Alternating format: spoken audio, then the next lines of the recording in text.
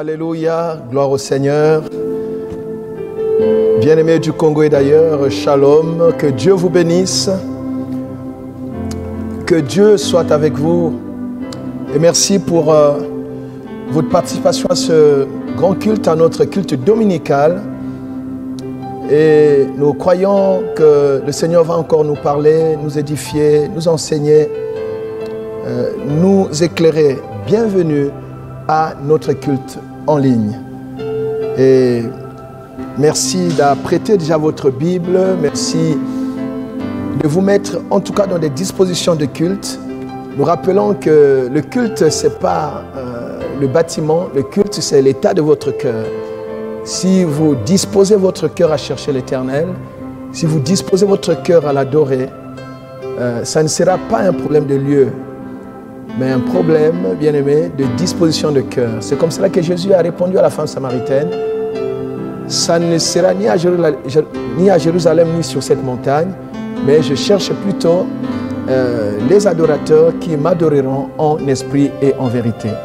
Et vous êtes donc cet adorateur-là qui adore le Seigneur en esprit et en vérité. Que Dieu vous bénisse. Merci pour ceux qui nous suivent. En tout cas, depuis un certain temps, nous recevons des témoignages, des salutations, des partages, des requêtes aussi. Et croyez que nous prenons vos requêtes à cœur et nous prions le Seigneur pour qu'il vous manifeste sa fidélité et qu'il étende sa main jusque là où vous êtes. Que Dieu soit loué. Alléluia. Père de gloire, nous bénissons ton Saint-Nom. C'est encore avec une grande joie, Seigneur, que je me tiens devant toi afin d'annoncer à mes bien-aimés à travers le monde ce que tu as mis dans mon cœur, Seigneur.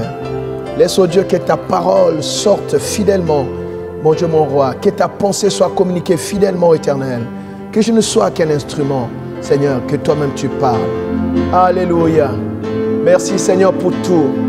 Merci, Seigneur, pour ta présence. Merci, Seigneur, oh Dieu, pour ta bénédiction. Alléluia. Le roi des rois, le Seigneur des seigneurs, la manne cachée, le rocher des âges, le soutien d'Israël. C'est toi, notre Dieu. Alléluia. Nous avons soif de t'écouter, nous avons faim de toi, Seigneur. Car l'homme ne se nourrira pas seulement de pain, mais de toute parole qui sort de la bouche de Dieu. Merci, Seigneur. Alléluia.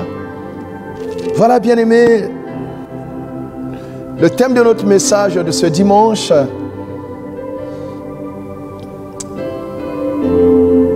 est ce que j'ai contre toi. Et c'est Dieu qui parle. Il dit ce que j'ai contre toi. Ce que j'ai contre toi, c'est le thème du message que Dieu m'a mis à cœur et qu'il me demande de partager avec vous, bien-aimés.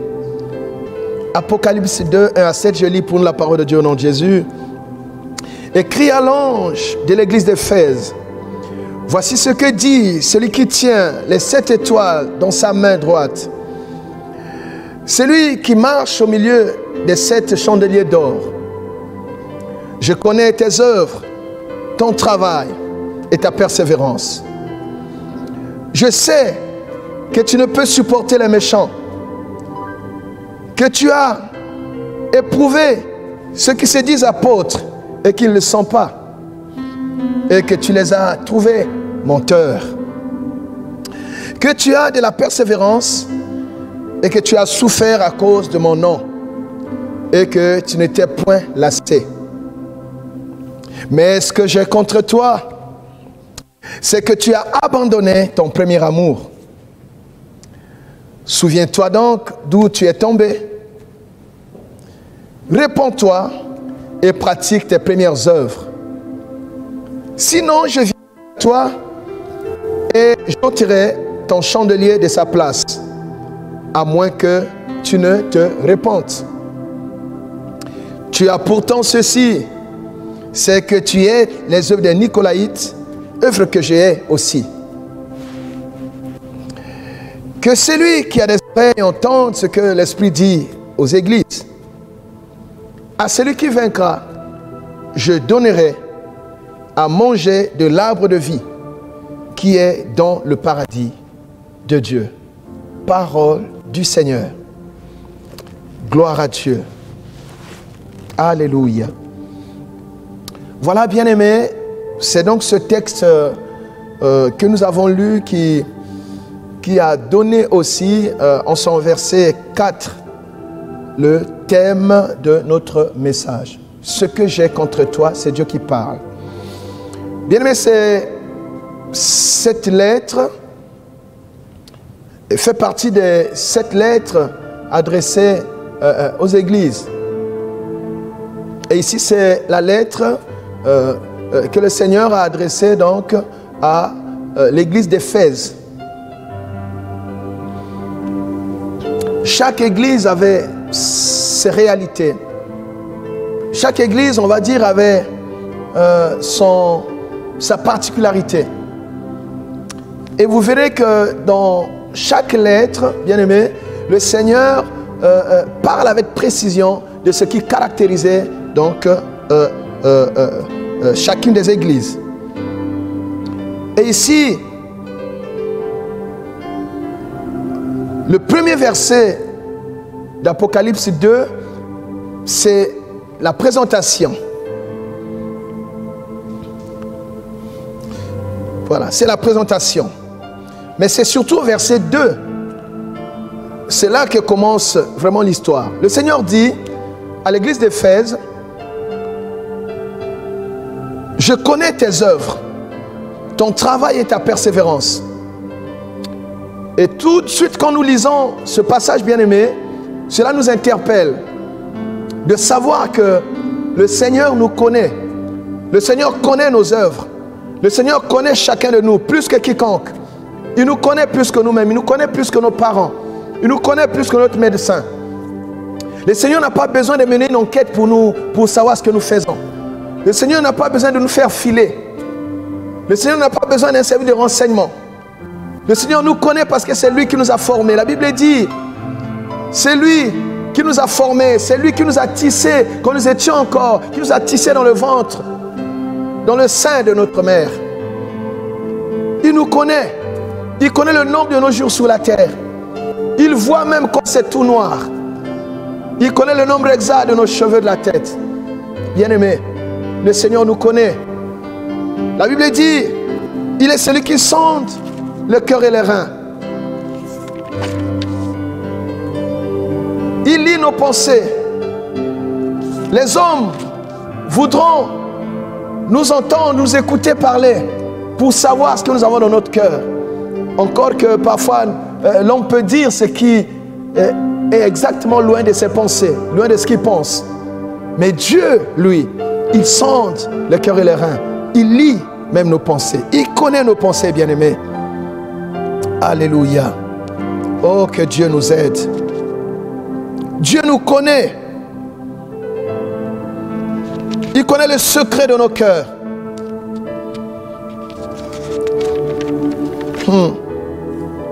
Alléluia. Et le Seigneur étale donc dans un premier temps ce qui caractérise la vie de l'église d'Éphèse. Le Seigneur dit que cette église était connue pour ses œuvres, son travail, sa persévérance. Vous savez, la persévérance, bien-aimé, c'est l'une des choses que le Seigneur nous recommande. La Bible dit dans Luc 21, verset 19, « Par ta persévérance, tu sauveras ton âme. » Dis, je sais que tu ne peux supporter les méchants. Tu n'as pas ta place parmi les méchants. Psaume chapitre 1 dit, heureux ceux qui ne marchent pas avec les méchants. Tu vois? Donc ça caractérisait l'église d'Éphèse. Il dit, même ceux qui se disent apôtres, tu as pu déceler, tu as pu, par le discernement, découvrir qu'en réalité, ils n'en étaient pas des vrais. Tu les as trouvés menteurs parce que certainement tu étais dans la vérité. Il dit, tu as de la persévérance. Et en plus, tu as souffert à cause de mon nom. Donc ça, c'est ce qui caractérisait l'église d'Éphèse. J'aimerais dire à quelqu'un, quand Dieu te voit, quand Dieu apprécie ton service, bien aimé, qu'est-ce qu'il dit de toi? Quelle est l'appréciation que Dieu dit? Quelle est l'appréciation que Dieu donne? Peut-être qu'on t'acclame l'église, peut-être qu'on te Même, je ne sais pas, sur un typo, je ne sais pas ce qu'on dit, mais quelle est l'appréciation que Dieu dit de toi? Alléluia. Dieu nous connaît. Dieu nous connaît au-delà des apparences. Alléluia. Dieu n'est pas impressionné par nos apparences soignées. Oh, que Dieu nous aide.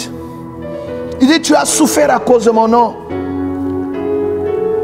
Est-ce que le Seigneur dit la même chose de toi? Est-ce que tu es un chrétien seulement des jours de fête?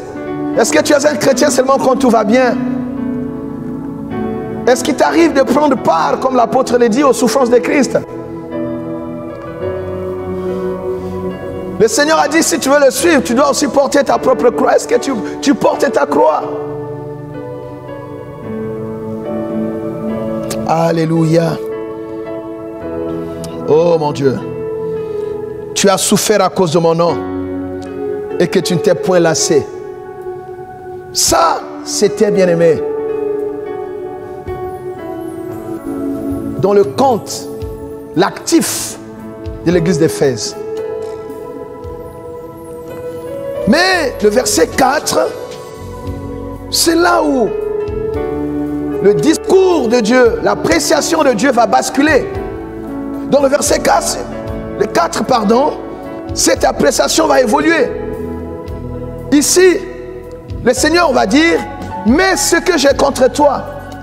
Donc après avoir, bien aimé, énuméré toutes ces choses qui caractérisaient l'église d'Éphèse, que certainement tout le monde appréciait, mais Dieu a pu voir au-delà de ça.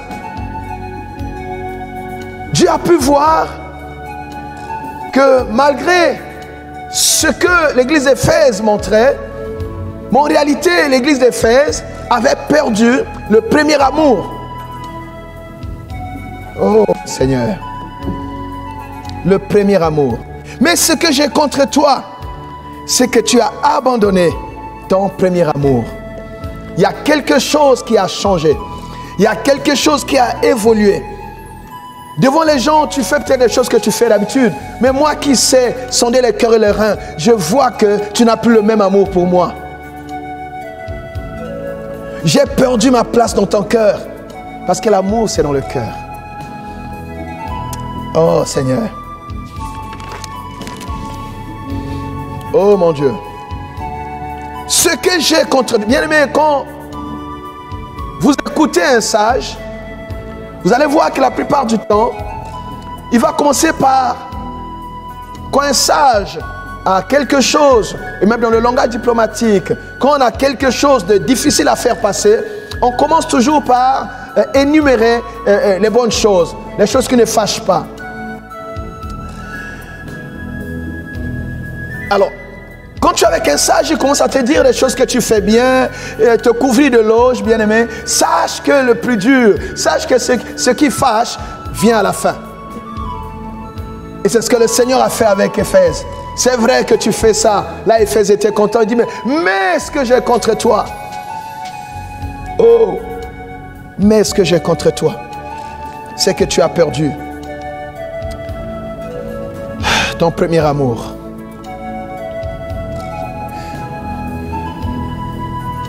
C'est ça qui a attiré mon attention. C'est ça qui a interpellé ma conscience. C'est ça qui m'a poussé à examiner ma marche avec Christ. Pour vérifier où est le mais de Dieu dans ma vie. Beaucoup de gens me connaissent, mais la lecture de ce texte et la méditation de ce texte m'a poussé, bien aimé, à me demander quelle était l'appréciation de Dieu sur la qualité de mon service, l'appréciation de Dieu, bien aimé, sur ma disponibilité par rapport à son œuvre, l'appréciation de Dieu quant à la mission qu'il m'a donnée, l'appréciation de Dieu, bien aimé. Est-ce qu'aujourd'hui je réponds toujours, mais voici Seigneur, comme à mes premiers jours, à nos premiers jours, je dirais. Quel est le niveau de mon intimité avec Dieu? Quand on parle d'amour, bien-aimé, on ne parle pas seulement d'un rapport simple. On parle de l'intimité, on parle d'une relation profonde. D'un réel attachement.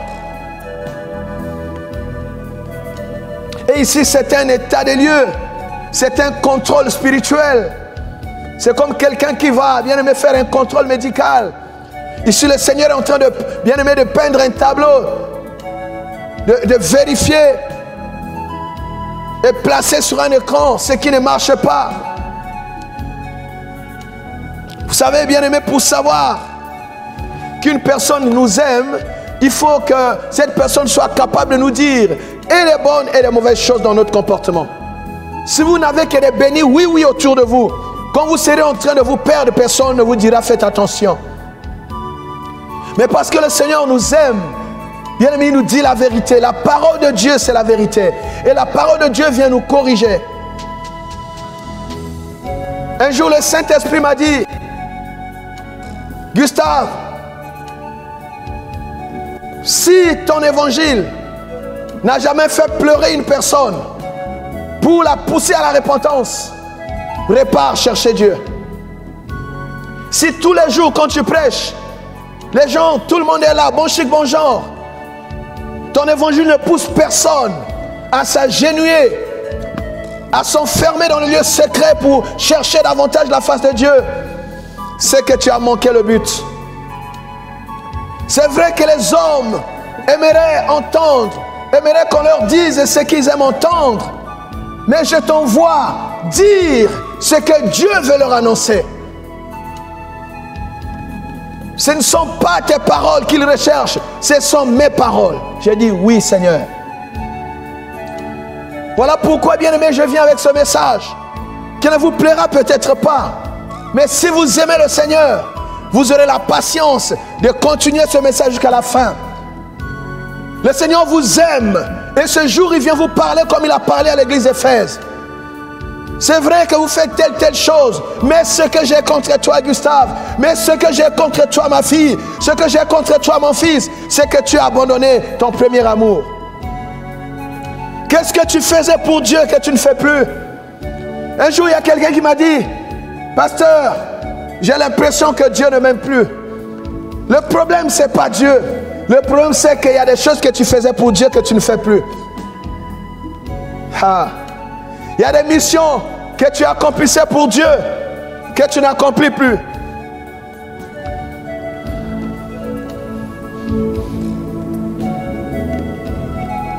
Il y a un poste où Dieu t'avait placé. Il te cherche et tu n'es plus présent. Alléluia. Mais ce que j'ai contre toi, oh Seigneur, aide-moi. Aide-moi, Seigneur. Alléluia. Alléluia. Bien-aimés, vous pouvez soigner les apparences, mais Dieu n'est pas dans les apparences.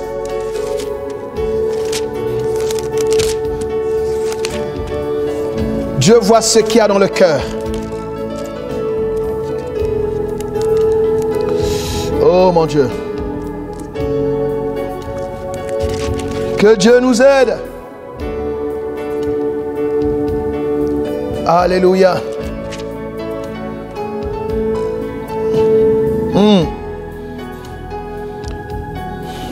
Ce que j'ai contre toi, que chacun s'examine aujourd'hui à la lumière de la parole de Dieu. Ne sois pas complaisant avec toi-même. La parole de Dieu est le miroir. La parole de Dieu est la boussole. La parole de Dieu est la balise. Aide-moi, Seigneur. Écoute ce que la Bible dit dans 1 Samuel 16, verset 7. L'Éternel dit à Samuel, ne prends point garde à son apparence et à la hauteur de sa taille, car je l'ai rejeté. L'Éternel ne considère pas ce que l'homme considère. L'homme regarde à ce qui frappe les yeux, mais l'Éternel regarde au cœur. Les hommes vont considérer ce que tu veux bien leur montrer, mais Dieu regardera tes intentions. Dieu connaît tes motivations. Dieu connaît l'état de ton cœur. Peut-être que ton zèle, tu le montres quand le pasteur est là. Ton zèle, c'est quand tout le monde est là parce que tu mérites acclamer. Ta motivation, bien-aimé, vient des acclamations des hommes. Mais ça ne te servira à rien. Ceux qui t'acclament aujourd'hui, demain ils peuvent te crucifier.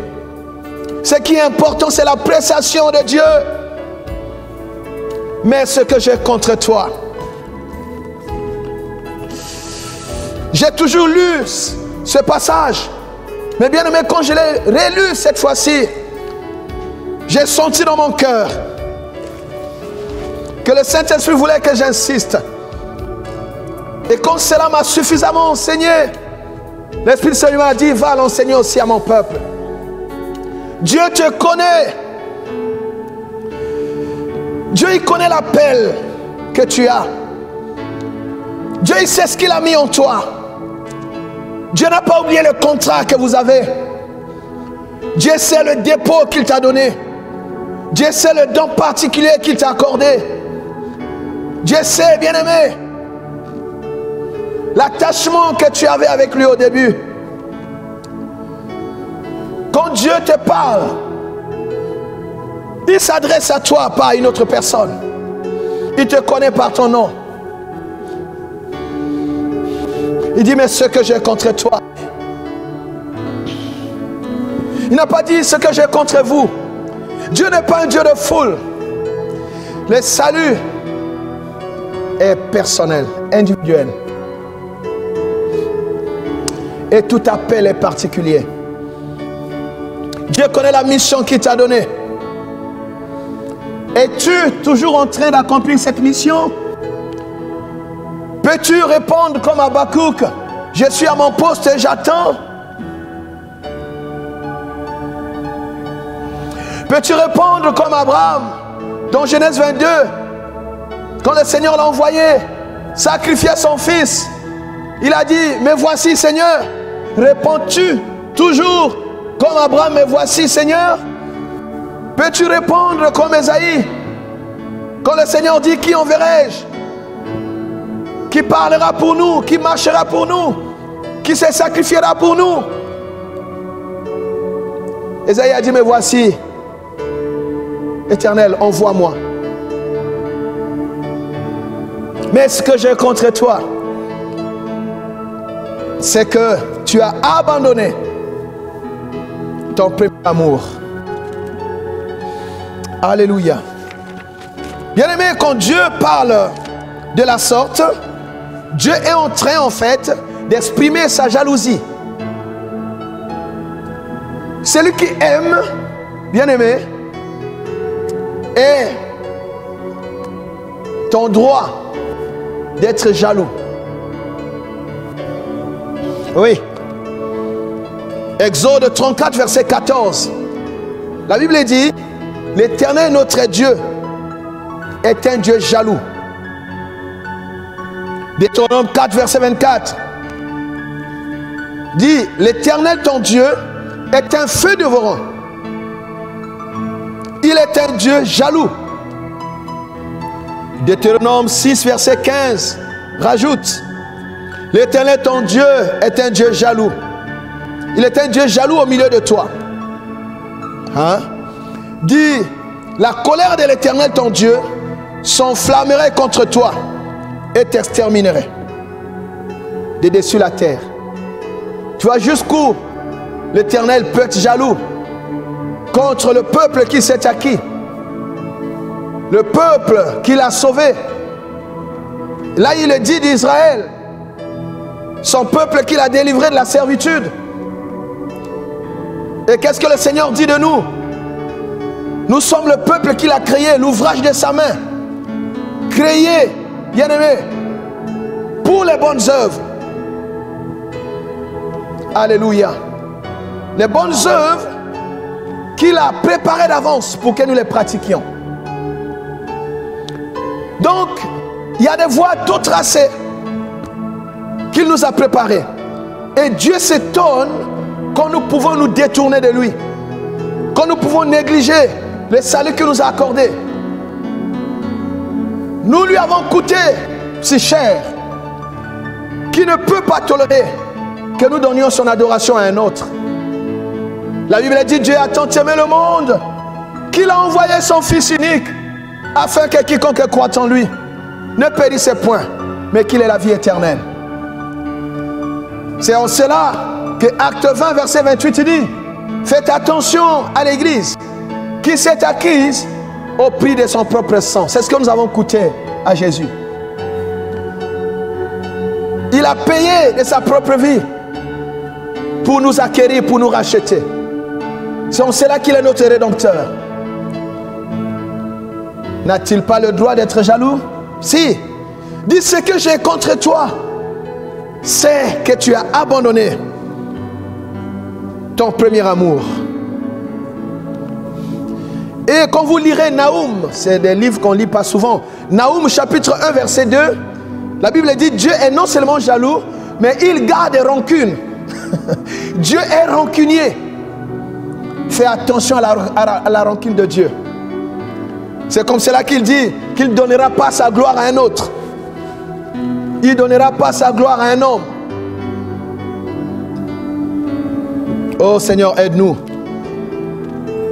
1 Corinthiens 10, verset 22 dit, voulons-nous provoquer la jalousie du Seigneur? Sommes-nous plus forts que lui? Dieu est jaloux. Pourquoi Dieu est jaloux, bien-aimé? Parce qu'il a mis en nous son esprit. Il est jaloux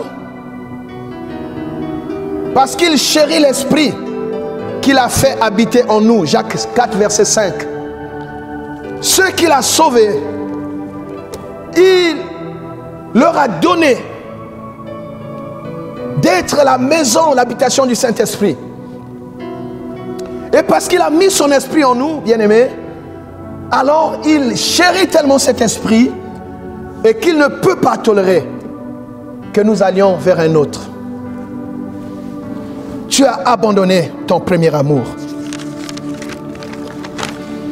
Oh Seigneur. Alléluia. Qu'est-ce qui se passe quand on a abandonné son premier amour? On n'a plus faim de Dieu. On n'a plus la même soif de Dieu. On vient à l'église par formalité.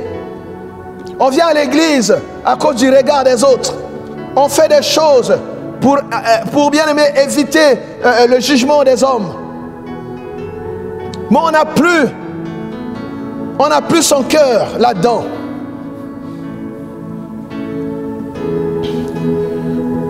Quand on a perdu ce premier amour, parce que le rapport avec Dieu, l'amour qu'on a, bien aimé, avec le Seigneur, il se démontre principalement par une chose: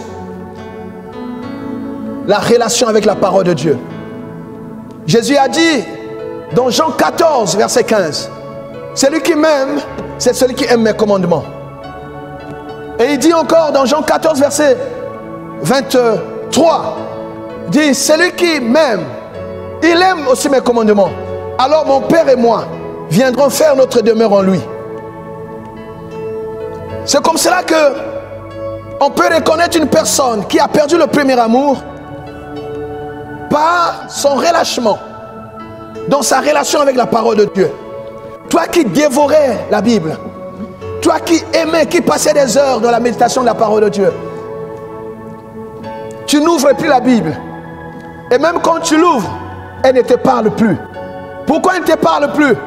Parce qu'on ne peut pas aimer écouter une personne qu'on n'aime plus. Alléluia. Alléluia. Quand on lit la Bible, quand tu suis même une prédication, dans ton oreille, il y a quelque chose qui te dit, déjà entendu. Ça ne te dit plus rien. La parole de Dieu ne te fait plus pleurer. La parole de Dieu ne te pousse plus à la repentance.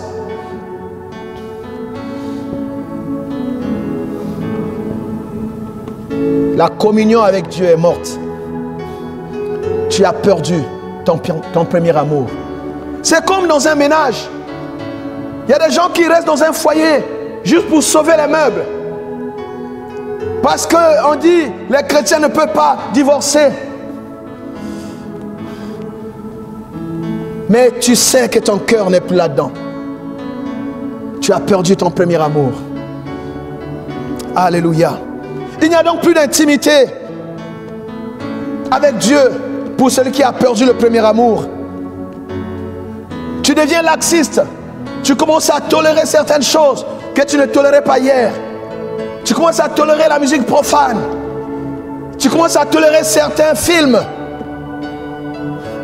Tu commences à tolérer, bien-aimé, même des causeries obscènes. Il y a des choses qui te font sourire aujourd'hui, alors que hier, ça pouvait, bien-aimé, te pousser à une sainte colère. Tu as perdu le premier amour. Alléluia. Tu n'as plus ce zèle-là. Le premier amour, bien-aimé, il se manifeste par un zèle fervent. Le zèle pour les choses de Dieu. La Bible dit, dans Romains 12, verset 11, ayez du zèle et non de la paresse. Tu n'es plus zélé dans ta relation avec Dieu. Tu n'es plus zélé dans la prière. La Bible dit, la prière fervente du juste a une grande efficacité. Tu passais des heures entières, bien-aimé, devant la présence de Dieu. Mais aujourd'hui, tu n'as même plus de temps avec Dieu. La ferveur, tu as perdu la ferveur dans ta prière. Alléluia. Tu as perdu ton zèle pour le divin service, comme le dit Paul. Tu es négligent dans les choses de Dieu. Or, la Bible dit dans Jérémie 48, verset 10, maudit l'homme qui accomplit l'œuvre du Seigneur avec négligence et qui éloigne son épée du carnage.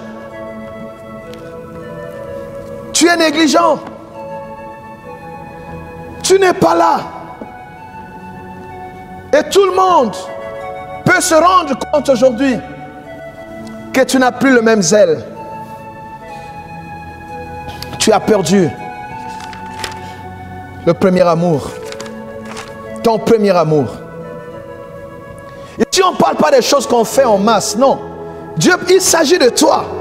Ton premier amour, ta touche à toi. Même quand tout le monde chante, bien-aimé, Dieu qui est le bon berger, il connaît chacune de ses brebis. La Bible dit, il est capable de laisser 99 brebis là, de les garder et d'aller chercher l'unique qui est perdu. Donc il connaît, bien-aimé, il connaît chaque brebis. Il sait que ta voix manque à l'orchestre. Même quand il y a un chœur, des milliers, des milliards d'hommes qui chantent tous les dimanches vers lui, il sait que ta voix manque. Peut-être que ceux qui sont à côté de toi reconnaîtront ta voix, mais lui, il ne la reconnaîtra plus. Pourquoi? Parce que ta chanson, bien-aimé, n'est pas le produit de cet amour-là que tu avais pour Dieu avant. Alléluia. Alléluia. Où est cet homme qui pouvait marcher pour faire le suivi? Cette sœur qui passait du temps, bien aimé, dans l'intercession. Tu étais la première personne à arriver à l'église. Tu ne manquais pas à la dévotion matinale. Qu'est-ce qui s'est passé? Qui as-tu rencontré ces jours-ci pour que tu n'aies plus besoin de rencontrer Dieu tous les jours dans la prière? Qui écoutes-tu ces jours-ci, bien-aimé, pour ne plus avoir besoin d'écouter Dieu avant de sortir? À qui donnes-tu ton temps? À qui consacres-tu ton temps, bien-aimé, pour ne plus avoir besoin de passer du temps devant la présence de Dieu? C'est ça qui te caractérisait. Tu avais un amour fou. Tu aimais la présence de Dieu. Tu oubliais même les heures de manger. Manger n'était pas ton exercice de prédilection. Tu trouvais ton plaisir dans la loi de l'Éternel, comme le dit David. Le dimanche, tu venais avant tout le monde. Alléluia. Comme David, tu pouvais dire, le zèle de ta maison me dévore. Oh. Comme David, tu pouvais dire, j'aime le séjour de ta maison, le lieu où habite ta gloire. Tu n'aimais pas que les choses se fassent sans toi.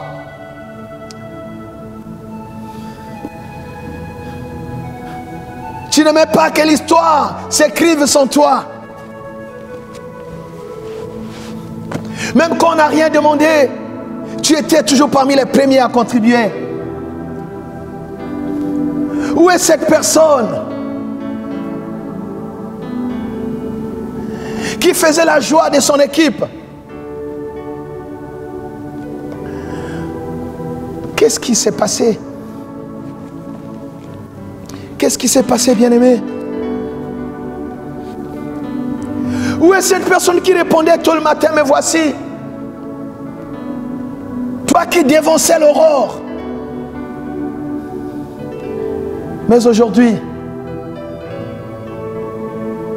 tu ne trouves plus l'intérêt de commencer ta journée en parlant d'abord à Dieu. Mais tu commences par les hommes, après tu te dis, ok, je peux me rattraper après. Non, Dieu doit toujours avoir la première place. Ce que j'ai contre toi, c'est que tu ne m'invoques plus comme tu m'invoquais avant. Ce que j'ai contre toi, c'est que tu n'as plus besoin de moi comme tu avais besoin de moi avant. Ce que j'ai contre toi, tu ne prêtes plus attention à moi comme avant. Et je suis jaloux. Parce que je t'ai aimé. J'ai sacrifié mon fils bien-aimé qui a versé son sang pour te sauver. Et je t'ai même réservé une demeure auprès de moi. C'est comme cela. Ce que j'ai contre toi, dit l'Éternel, c'est que tu manques de reconnaissance. Parce qu'aujourd'hui, il te manque quelque chose. Tu as oublié tout ce que j'ai fait dans ta vie. Parce qu'aujourd'hui, tu n'as pas mangé. Tu as oublié que je t'ai nourri. Je t'ai pris en charge depuis ta naissance. Parce qu'aujourd'hui, tu viens de perdre peut-être une fonction. Tu oublies que depuis ta naissance, c'est moi qui t'ai pris en charge.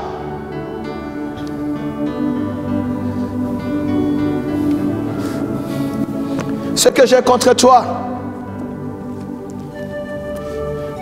c'est que je n'ai plus mon adoration aux heures habituelles. Je n'ai plus la louange que toi seul savais me donner. Je n'ai plus les acclamations que toi seul pouvais me donner. Je n'entends plus le bruit de tes genoux fléchis. Parmi ceux qui élèvent les mains vers moi, il y a tes mains, je ne les vois pas. Quand tu donnes tes offrandes, quand tu participes, c'est ta main qui donne, mais ton cœur n'y est pas. Ce que j'ai contre toi, c'est que tu as perdu le premier amour. Tu ne passes plus de temps, assez de temps avec moi. J'ai perdu ton amitié. J'ai perdu ton respect.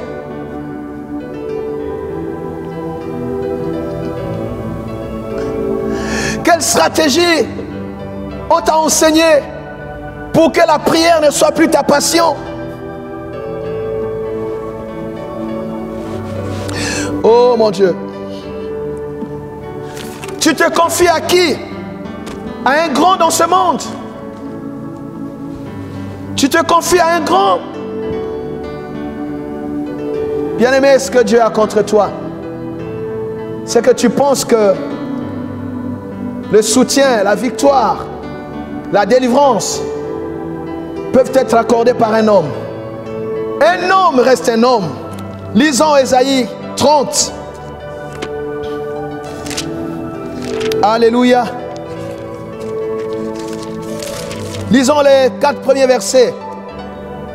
Malheur, dit l'Éternel aux enfants rebelles, qui prennent des résolutions sans moi. Ce que j'ai contre toi, c'est qu'avant tu me consultais pour toutes choses, mais aujourd'hui tu prends les résolutions sans moi, dit l'Éternel.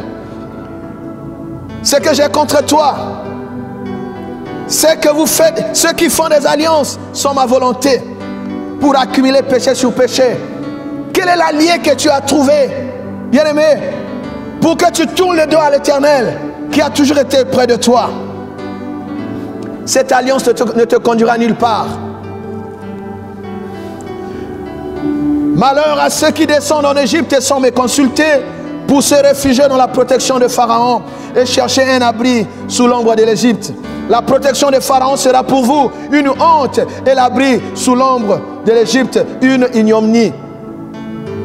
Voyez-vous, où est-ce que tu es allé chercher la protection? Ce marabout n'est qu'un homme. comme d'autres avant lui, il périra. Il ne peut pas te protéger. C'est ton Dieu à toi qui a décidé de ta venue sur la terre. C'est lui qui t'a tissé dans les seins de ta mère. C'est lui seul qui peut te protéger. Alléluia. C'est lui seul qui peut te garder. Oh mon Dieu. Cette maison de magie ne peut pas te protéger. Avant toi, beaucoup ont fait cette expérience. Et ils ont fini leur vie dans la poubelle. Seul l'Éternel peut te protéger. Celui qui demeure sous l'abri du Très-Haut, il repose à l'ombre du Tout-Puissant. Seul l'Éternel peut te protéger, bien-aimé. Ce que l'Éternel a contre toi, c'est que tu lui as tourné le dos pour te réfugier dans les fétiches. Tu es réparti dans les choses que tu as abandonnées. Tu avais juré, tu avais confessé devant tout le monde ton amour pour ton Dieu. Mais aujourd'hui, petit à petit, tu es retourné dans des choses que tu avais vomies. Ce que le Seigneur a contre toi, c'est que tu sois retourné dans les coutumes de la famille. Tu sois retourné dans les totems. N'y a-t-il pas un... Est-ce que Dieu n'est plus, il n'est plus sur son trône? Dieu n'est plus assez puissant pour te garder, te protéger? Parce que tu rencontres un petit vent contraire? Alléluia. Que Dieu nous aide. Que Dieu nous aide, bien-aimés. Alléluia. Alléluia. Oh mon Dieu. Qui adores-tu? Dieu a encore et toujours besoin de ton adoration. Jésus, Jésus. Alléluia. Ton zèle pour Dieu ne doit pas être saisonnier. Ce n'est pas que tu sers Dieu par saison. Non, j'ai déjà servi ces jours, ce que les autres fassent quand même. Non, Dieu a besoin de toi.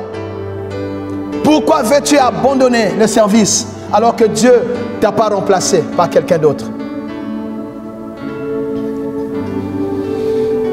Alléluia. Ce que j'ai contre toi, bien aimé, c'est une parole qui m'a bouleversé. Comme je vous l'ai dit, je la lis toujours. Mais aujourd'hui, le Saint-Esprit l'a fait retentir d'une autre façon dans mon oreille, dans mon entendement spirituel. Dieu recherche quelqu'un. Dieu attend un fils qui est sorti de sa protection.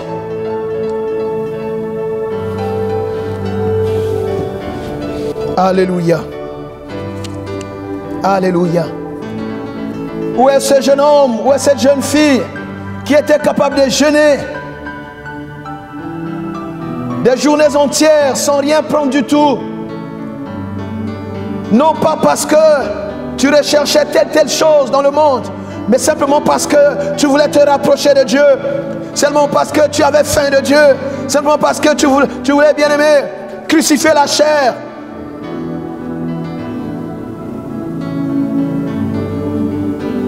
Et découvrir le bonheur que seule la présence de Dieu peut nous procurer. Tu ne jeûnes plus. Tous les moyens sont bons aujourd'hui. Toutes les raisons sont opportunes pour toi. Pour te dire non, je ne peux pas, j'ai ceci, j'ai cela. Mais ce n'était pas ta vie avant.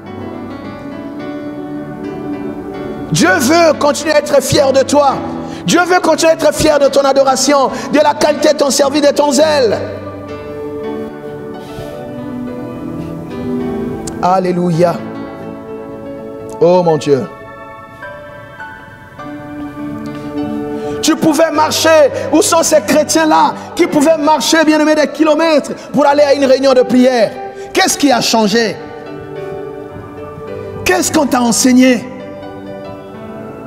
Pourquoi les choses de Dieu ne te font plus courir? Dieu n'a pas changé. C'est toi qui as changé. Alléluia. Aujourd'hui, tu cours plus après les hommes, après les prophètes, qu'après Dieu. Tu cherches plus les révélations pouvant satisfaire à tes attentes matérielles et émotionnelles que d'avoir, bien aimé, une relation profonde avec Dieu. Nous pouvons tout avoir sur cette terre, mais le salut, c'est autre chose.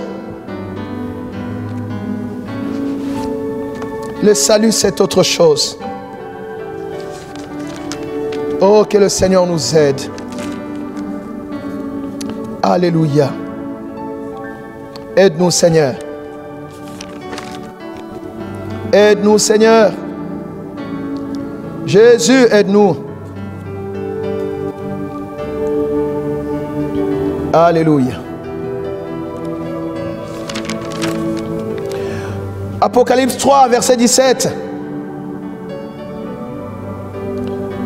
Prenons à partir du verset 16.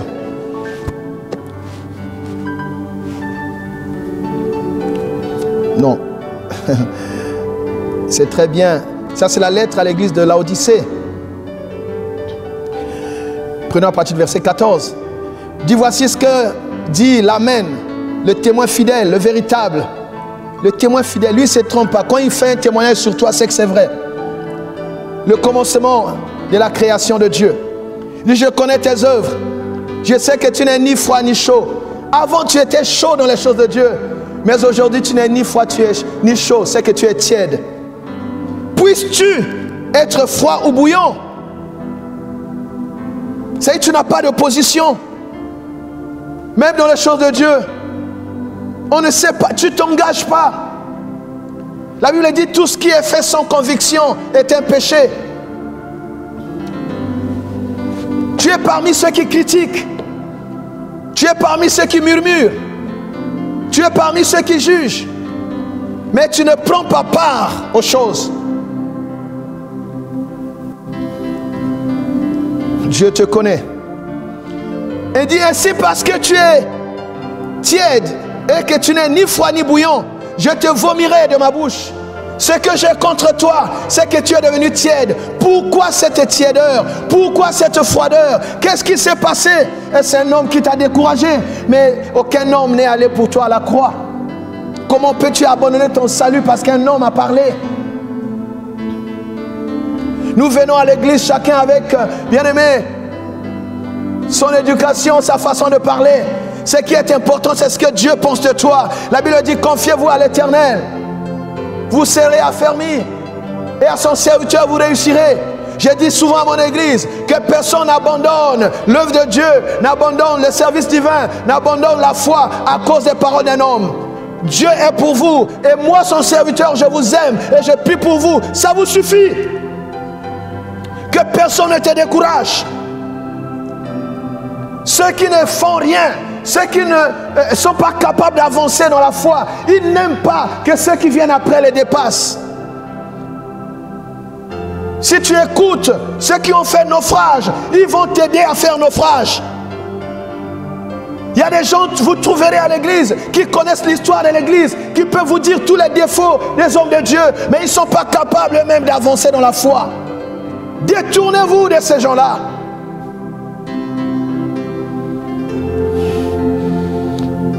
Ne sois pas contaminés par leur froideur. Ne sois pas contaminés par leur rébellion. Ne sois pas contaminés par leur tièdeur.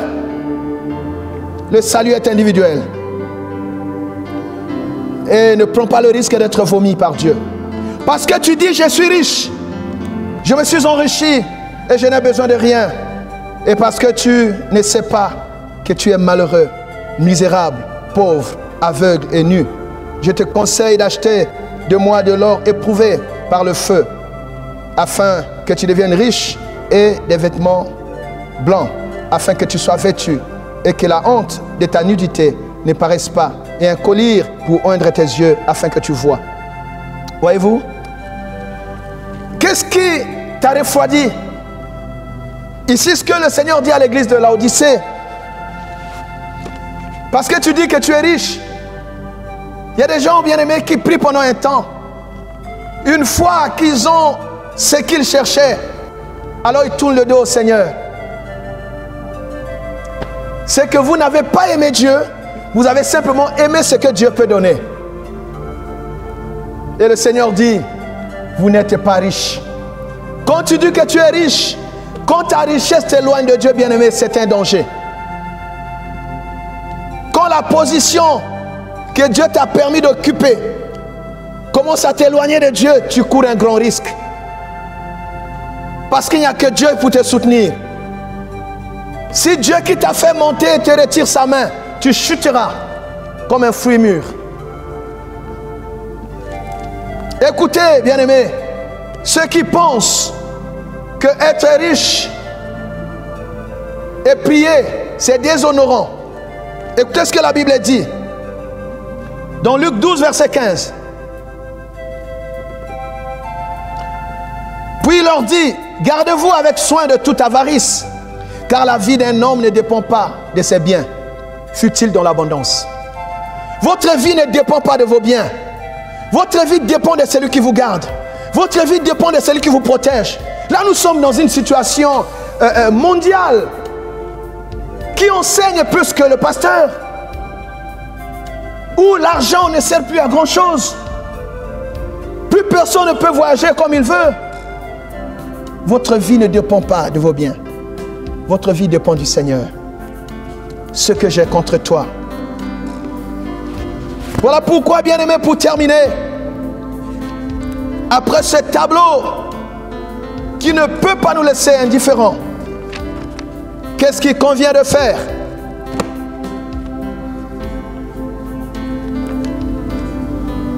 La Bible dit, ce que le Seigneur demande, c'est que nous lui soyons fidèles.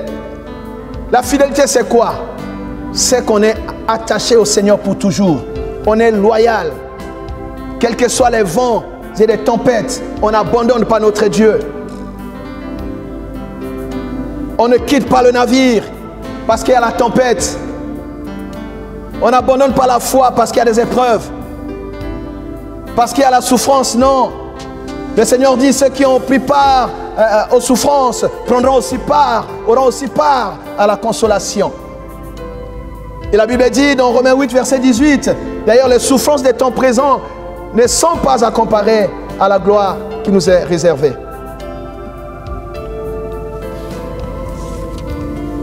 Attachez-vous au Seigneur de tout votre cœur.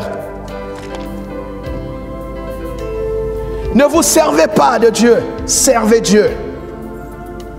Ne vous servez pas de Dieu pour avoir une position. Ne vous servez pas de Dieu pour se mettre en lumière. Servez Dieu et Dieu vous présentera. Servez Dieu et Dieu vous élèvera. On ne sert pas Dieu avec des calculs. Un amour par intérêt. Non. Tu as perdu ton premier amour. Alléluia. Et n'imitez jamais les rebelles. N'imitez jamais les hypocrites. N'imitez jamais ceux qui murmurent. N'imitez jamais ceux qui complotent. N'imitez jamais les partisans des coups bas. Ne prenez jamais part à leurs réunions. Si vous aimez Dieu, bien-aimé, c'est votre cœur qui doit s'exprimer. Vous allez le servir avec joie. Quand on aime, on sert avec joie. Quand on aime, on chante avec joie. Quand on aime Dieu, on témoigne. On le témoigne, on n'a pas honte du nom du Seigneur. On a besoin de partager notre expérience avec les autres. Quand on aime Dieu, on donne avec joie. On éprouve la joie d'être au milieu de ses frères. Comme David, on éprouve la joie d'être dans la maison du Seigneur.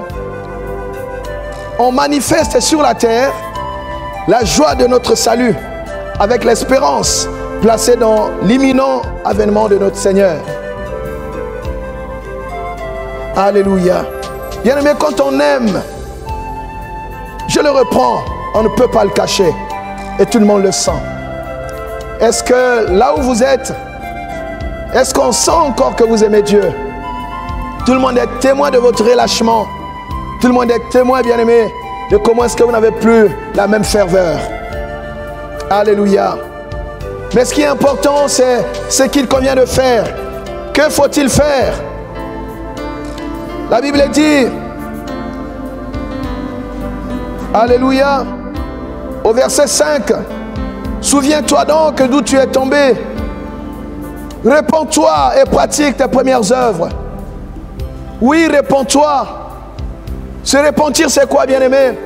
C'est, comme la Bible dit, tu sais où est-ce que tu as laissé le Seigneur, où tu es tombé, et tu prends la décision de te relever. Le Seigneur te dit, reprends à pratiquer tes premières œuvres. Ces œuvres-là qui faisaient la joie du Seigneur. Ces œuvres-là qui faisaient, bien-aimé, que quand tu n'étais pas là, on sentait ton absence. Ces œuvres-là qui faisaient, bien-aimé, que tout le monde avait besoin d'imiter ta foi. Reprends ces œuvres-là. Reprends la ponctualité à l'église. Alléluia. Reprends d'investir dans l'œuvre de Dieu.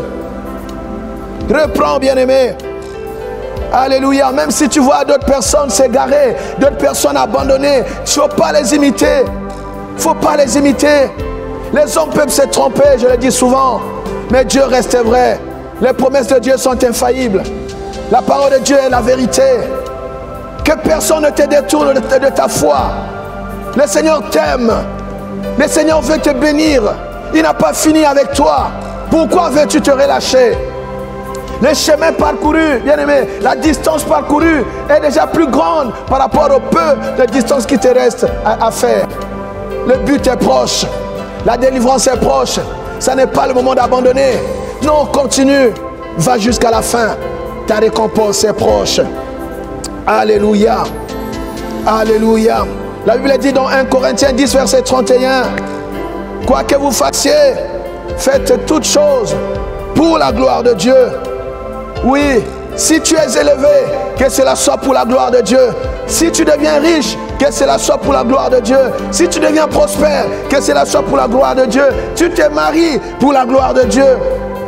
Alléluia. Tu es promu pour la gloire de Dieu. Tu es élevé pour la gloire de Dieu. Mais que rien sur cette terre des hommes ne t'éloigne de ton Sauveur. Alléluia. Alléluia. Que faut-il faire? Simplement revenir à son poste. Bien-aimé, que Dieu ne soit pas en compétition avec ton téléphone. Tu es plus accroché à ton téléphone qu'à la lecture de la parole de Dieu. Tu passes plus de temps avec les réseaux sociaux qu'avec lui. Dieu est jaloux. Alléluia. Redonne-lui son temps. Redonne-lui son adoration. C'est ta voix qu'il veut entendre. C'est ta prière qu'il veut écouter. Réponds-toi, bien-aimé.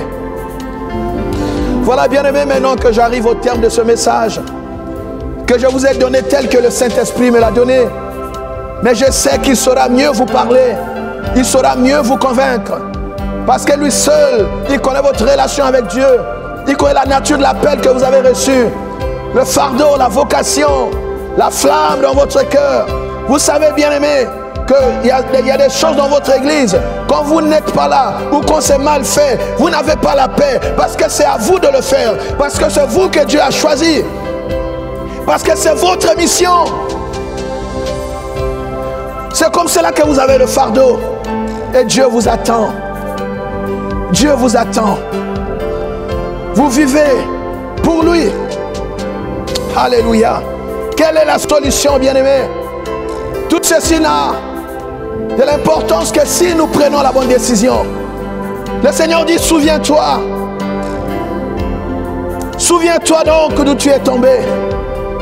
À quel niveau tu as rompu le contrat avec Dieu? À quel niveau tu n'as pas fait ta partie? Où est-ce que Dieu est déçu de toi? Tu le sais. Parce que le Saint-Esprit qui est en toi, le Saint-Esprit ne te laisse pas dormir. Il te rappelle ta mission. Il te rappelle ce que tu dois faire. Dieu t'attend. Comment reviendras-tu du confinement? Comment reviendras-tu? Est-ce que tu peux prendre la bonne décision, mon frère? La Bible dit que celui qui a des oreilles entend ce que l'Esprit dit aux églises. Reviens à ton poste. Dis, Seigneur, j'ai compris. La Bible dit, reprends à pratiquer tes premières œuvres. Ces œuvres qui réjouissaient le cœur de Dieu. Ces œuvres qui faisaient que Dieu était fier de toi. Reprends à faire le bien. Tu sais là où il y a un problème avec Dieu. Dis, Seigneur, je reviens. Je te le promets, Seigneur. Tu peux compter sur moi. J'ai été déçu par les hommes. Mais je sais que tu m'aimes. Je sais que mon salut dépend de toi. Pardonne-moi, Seigneur. Tu peux compter sur moi. Je me relève. Je répondrai désormais présent. Je serai à mon poste. Personne ne pourra me décourager. Personne ne pourra m'effrayer. Jusqu'au bout. Je te le promets, Seigneur. Tu peux compter sur moi. Je te donne encore mon cœur. Je te donne encore mon temps. Seigneur, j'ai compris. Mon téléphone m'a tellement occupé. Les réseaux sociaux m'ont tellement occupé. Mes relations m'ont tellement occupé que je n'avais plus beaucoup de temps pour toi. Seigneur, je m'en répands. Je reviens comme un enfant à tes pieds. Fais de moi ce que tu veux. Utilise-moi, Seigneur. Comme Esaïe, je viens te dire, mais voici, Seigneur, envoie-moi. Ce que tu commanderas, je l'exécuterai. Ce que tu demanderas, je le ferai. Tu peux compter sur moi, Seigneur. Mais voici devant toi. Le don que tu m'as accordé, Seigneur, je l'utiliserai. Seigneur, je le mettrai au service de ton œuvre. Car les dons et les grâces sont pour l'utilité commune. Seigneur, merci. Je ne serai plus un chrétien de façade. Je te donne mon cœur. Et aujourd'hui, je tourne le dos à tout ce qui m'a éloigné de toi. Je sais, Seigneur, que les jours sont mauvais. Je viens à tes pieds.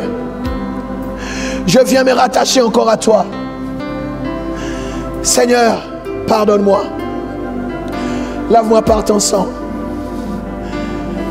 Souviens-toi de moi, Seigneur. Tel que je suis, je viens à toi. Tout conflit brisé, je viens à toi. Avec des larmes, je reviens à toi.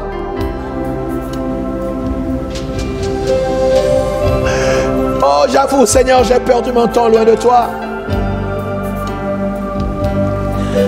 Alléluia. Merci pour ta miséricorde.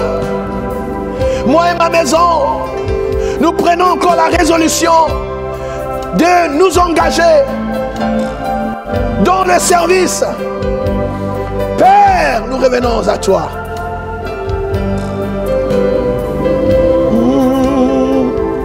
Je viens à toi. Oui, je viens à toi, Seigneur. Je viens à toi, tel que je suis. Je viens à toi, sans rien cacher. Je viens à toi, Jésus. J'ai soigné les apparences, mais toi tu sais lire le secret de mon cœur. Je reviens à toi, Seigneur. Alléluia. Oh, ma chekebari kobo samarikaba. Cher Saint-Esprit, aide-moi.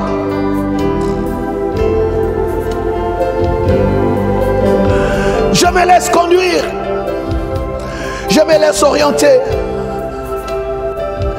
J'aimerais te dire, Seigneur, à chaque instant, mais voici, Seigneur, fais de moi ce que tu veux. C'est la résolution que je prends ce jour. Merci, Seigneur, de m'aider. Ma vie est pour toi. Tout ce que tu feras de moi, à quelque niveau où tu me mettras, je te le promets, tout pour ta gloire. Je t'aime, Seigneur, et plus rien ne m'éloignera de toi. Au nom de Jésus. Alléluia. Bien-aimés, mettez votre main sur votre cœur, je vais prier. Père de gloire, c'est avec un cœur sincère que nous revenons à toi. Merci pour ce nouveau départ. Avec l'aide du Saint-Esprit,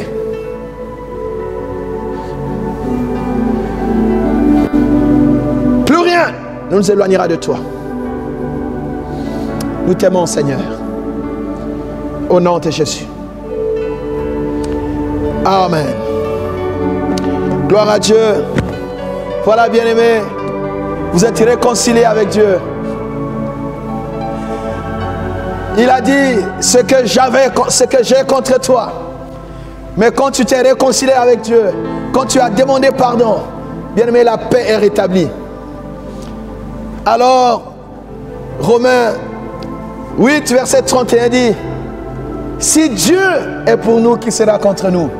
Maintenant que la paix est rétablie, Dieu est pour toi. Plus personne ne peut être contre toi. Quand le Seigneur pardonne, il oublie. Lève-toi, reprends ta place dans le service. Et que Dieu vous bénisse.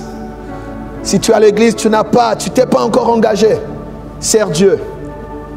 Parce que Dieu t'attend toi aussi. Excellente semaine. N'oubliez pas nos programmes hebdomadaires. Mercredi 17h. Vendredi à 0h. Et bien sûr notre grand culte de dimanche prochain. Avec, bien aimé, la même passion. Que Dieu vous bénisse. Alléluia. Amen, amen.